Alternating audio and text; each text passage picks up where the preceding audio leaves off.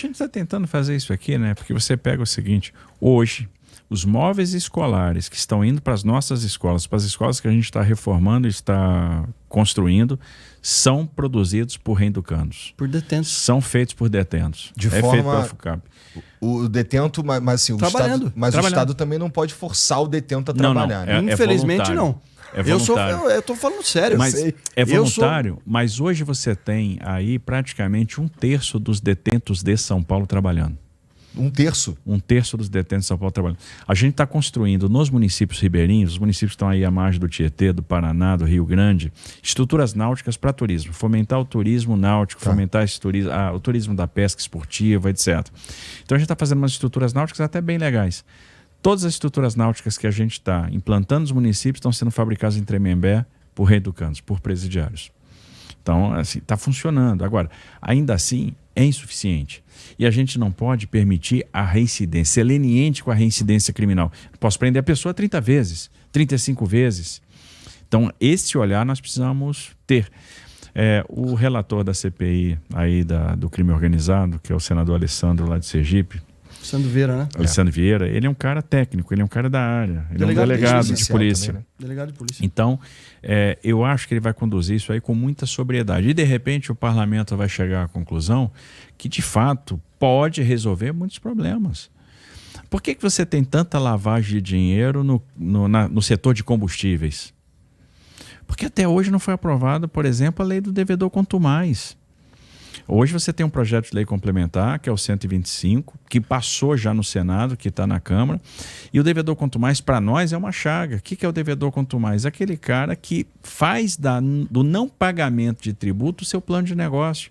E isso favorece a lavagem de dinheiro neste setor, né? Porque ele não compete em igualdade de condição com os outros. E aí são caras que devem mais de 60 bilhões de impostos. Aqui em São Paulo eu tenho uma empresa que deve 10 bi.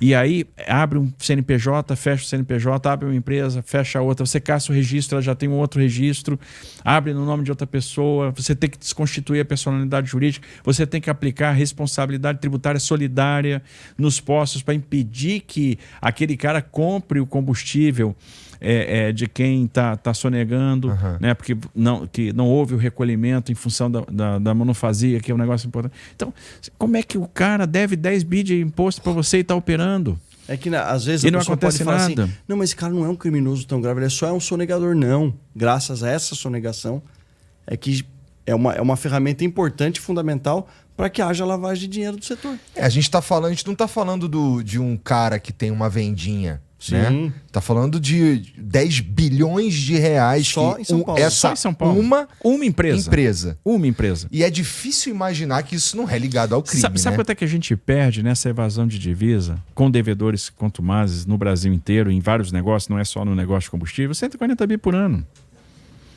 São tributos que estão sendo sonegados e facilitando a operação da lavagem de dinheiro, a operação do crime organizado nesses vários ramos de negócio. Então, a lei do devedor quanto mais é importante. Então, o Congresso, de repente, vai chegar, puxa, a gente tem que vencer essa etapa. Entendi.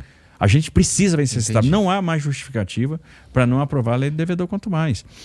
Aí, de repente, o Congresso vai se deparar com a seguinte questão. Por que é tão difícil, ou por que não é mais ágil a gente decretar o perdimento de bens? Em que fase do processo a gente pode ter os bens sequestrados? Então, fiz o indiciamento, já posso sequestrar o bem. O cara foi condenado na segunda instância, eventualmente já vem com perdimento. Qual é o tratamento diferente que eu vou dar por faccionado, por membro de organização criminosa? Então, assim, eu tenho que subtrair o recurso do crime. E eu não posso permitir que o recurso ilícito sirva, por exemplo, para pagar um advogado. Então tem muita coisa que a gente pode aprimorar em termos de legislação e eu espero que o Congresso conclua isso nesses vários esforços que eles estão fazendo. Então tem um esforço que vai ser feito agora na Câmara dos Deputados, tem esse esforço da CPI e eu espero que eles encontrem os caminhos para tornar a legislação brasileira mais adaptada à realidade das facções, porque a gente tem o crime do século XXI com uma legislação de 1940. Essa é a questão. E é esse ajuste que nós precisamos fazer se a gente quiser ter efetividade no combate ao crime organizado e este papel vai caber ao Congresso. E o crime é uma atividade econômica. Ela é ilícita, mas é uma atividade econômica como outra qualquer. E na cabeça de quem comete o crime, ou quem está predisposto a cometer um crime, ele vai fazer custo-benefício, se vale a pena ou não. No Brasil, e quem escreveu isso foi Gerd Stanley Becker, norte-americano, economista, em 1968, ele escreveu a Teoria Econômica do Crime e ganhou o Nobel em 92. Então não é da minha cabeça que eu estou tirando isso. Alguns países adotaram a Teoria Econômica do Crime como uma base para o enforcement, para endurecimento, encarecimento do custo do crime, é o termo técnico, para desestimular a atividade delituosa. Então o criminoso ele para e pensa assim, será que vale a pena eu cometer um determinado crime? E também, aliado a isso, a teoria das janelas quebradas, estudada no mundo todo. Ou seja, eu puno o menor dos delitos para evitar que o maior aconteça. Será que foi esse o caminho que o Brasil tomou? Eu te digo que não. E coloco as evidências. Falamos da reincidência criminal, que é um problema. O criminoso ele tem a certeza que mesmo quando todo esse sistema de justiça criminal funciona, ele tem certeza que ele vai sair rapidamente do sistema prisional. Por quê? Por conta de uma outra ponta aqui. A Lei de Execuções Penais, a LEP. Uma lei de 1984. Que ela trouxe uma série de benefícios, entre eles um câncer maligno, que é a progressão do regime do cumprimento de pena. Então, não importa se ele for condenado a... Vou pegar o caso da manhã do crime, a Suedna, presa na comunidade em Paraisópolis, pela polícia de São Paulo, responsável por fomentar os roubos e, inclusive, o latrocínio do ciclista Vitor Medrado. Ela que fornecia bag, capacete, arma, placa clonada para que as pessoas operassem assaltos por motocicleta. O caso dela explica muito bem a teoria econômica do crime. Ela era uma empreendedora do crime. Entendo. Ela tinha uma tabela no celular dela, isso foi apreendido, uma tabela de quanto ela pagava por aparelho celular. O iPhone modelo tal é 1.500, o Samsung modelo tal 750 e assim por diante. Ela tinha um armamento e ela emprestava para os criminosos cometerem o delito e trazer para ela o aparelho. Ou seja, e ela foi presa 3 vezes. E na terceira oportunidade que ela foi presa, não foi furtando bolacha no supermercado. Ela foi presa e condenada, ou seja, todo o sistema de justiça criminal funcionou. Ela foi condenada por porte ilegal de arma, receptação de uma moto roubada e organização criminosa. Ela foi condenada a 10 anos e 9 meses de prisão em 2022. Em um país sério, Igor, que não existe esse malefício chamado progressão do regime de cumprimento de pena da forma como existe no Brasil, ela estaria no mínimo até 2030, 2032. Se fosse cumprir integralmente a pena, que é o que eu defendo para reincidente criminal, a Suprema Corte definiu que é inconstitucional o cumprimento integral da pena no regime fechado. Ok, isso foi no advento da lei de crimes hediondos. Eu acho que isso cabe uma revisão no sentido de que o reincidente criminal deva cumprir obrigatoriamente 100% da pena que lhe foi imposta. E mesmo o réu primário, dependendo do crime que comete, se é um crime hediondo equiparado mediante violência ou grave ameaça, a legislação tem que ter uma punição adequada, mais severa, para encarecer o custo do crime. Em 2022 ela foi condenada, menos de 2 anos, 1 ano e 6 meses, ela estava na Paraisópolis. E em 2024 ela foi presa novamente pelas forças policiais. Então esse é o grande problema. A Lei de Execuções Penais, ela veio e é um grupo, um conglomerado de benefícios que o criminoso possui. Então ele possui, em primeiro lugar, a audiência de custódia, que foi incorporada no nosso ordenamento jurídico de uma forma errada. Foi uma resolução do CNJ, que não tem função precípua e constitucional de legislar. Quem é eleito para legislar são os deputados e senadores. Goela abaixo uma resolução do CNJ. Essa audiência de custódia, comemorada por algumas autoridades do Brasil, lamentavelmente, apresenta por alguns crimes 54% de soltura.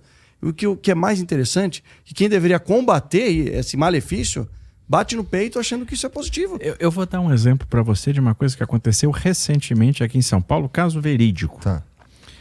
Um casal de idosos é sequestrado. Extorsão mediante sequestro. Sequestro é um dos crimes que tem uma pena braba. Sim. Aí, 2 ficam com o casal de idosos. No cativeiro. Mais de 70 anos. No cativeiro. E 2 pegam o cartão do casal de idosos e eles começam a operar compras. Bom, a polícia é chamada. A inteligência da polícia detecta o uso do cartão. A polícia vai lá no local onde eles estão fazendo a compra. Prende os 2 sequestradores. Com os 2 sequestradores presos, eles vão até o cativeiro. Prendem os outros 2 sequestradores. Na polícia civil. Coisa raríssima de acontecer. porque antes a integração funciona na prática. Eles acionaram a divisão de sequestro, especializada nesse tipo, e juntos descobriram onde era o cativeiro. Libertaram o casal de idosos, prenderam os 4 sequestradores. Os 4 são apresentados ao judiciário, cometeram um crime audiência de custódia. De sequestro. Audiência de custódia, o que aconteceu? Os 4 foram liberados. Só não foram os 4 liberados, governador, porque um era procurado pela justiça. Por um outro roubo. A gente comprova 2 teses. A reincidência criminal, porque ele já era condenado, mas um argumento fortíssimo. Uma era uma mulher dos 4 da quadrilha. Ela alegou que ela sofreu violência policial. Então a palavra de uma sequestradora no Brasil, e detalhe, os 4 passaram por exame de corpo de delito, não tinham nenhuma lesão corporal, muito menos nenhum sequer um hematoma. Mas a palavra de uma sequestradora foi capaz de garantir a liberdade para uma quadrilha inteira que manteve por 9 horas um casal de 75 anos de idade num cativeiro em Itacoaquecetuba.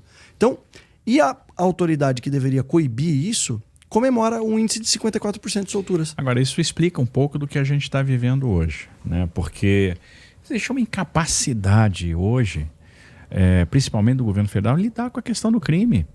E vamos lembrar, são 2 décadas à frente aí, basicamente, 2 décadas à frente do Brasil. 2 décadas. Então isso explica muito como a coisa degringolou nos últimos tempos e por que o crime ganhou tanto espaço. Por que os criminosos e as facções ficaram tão ousadas? Por que eles ganharam tanto território? Então, se a gente não inverter essa lógica, se a gente não aprender a lidar com isso, se a gente não aumentar o custo do crime, se a gente não investir na questão do perdimento de bens, se a gente não revisitar essa questão da audiência de custódia, se a gente não punir a habitualidade, se a gente não punir a reincidência, né, se a gente não endurecer a pena para determinados delitos, a gente vai perder essa guerra. Então é uma questão muito estrutural, onde a gente tem que combinar a ação em vários fatores. Então não é só a questão da integração que é importante, não é só a questão da inteligência, é também a questão da punição, é a questão da legislação. Nós temos que abandonar um pouco o romantismo que cerca toda essa questão do crime e realmente entregar para a sociedade aquilo que ela precisa. A sociedade precisa de paz, a sociedade precisa de ter esperança. Quem bolou o disco da bandeira nacional foi muito feliz. Ordem e progresso. Nunca vai existir progresso se não existir ordem. Não vai existir educação se não existir ordem, não vai existir saúde se não existir ordem, não vai existir investimento se não existir ordem. Essa semana eu recebi muitos estrangeiros, muitos investidores estrangeiros. Vieram fazer o quê? Por conta da COP? Por causa da COP, e aí eles aproveitaram esse momento. A gente teve um evento pré-COP aqui em São Paulo e eles vêm, obviamente, falar de investimentos no nosso estado, ver oportunidades. Muitos já têm negócio aqui, outros querem se posicionar, querem investir no estado. Mas uma preocupação, segurança. Isso é um tema comum, é um tema importante para o Brasil e a gente precisa entregar segurança para as pessoas, a gente precisa entregar a paz para as pessoas, a gente precisa dar esperança para as pessoas.